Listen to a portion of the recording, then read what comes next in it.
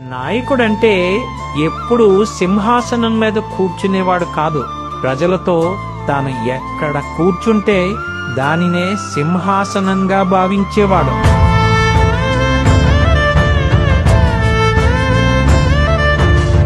అందరినీ సమదృష్టితో చూడగలిగేవాడు. అందరితో కలిసి మెలిగేవాడు. కష్టాలు విని చలించేవాడు. పరిష్కారాన్ని చూపించేవాడు.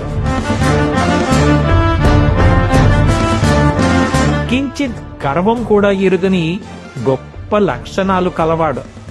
ఎంతో అదృష్టం చేసుకుంటే తప్ప అలాంటి నాయకుడు దొరకడు.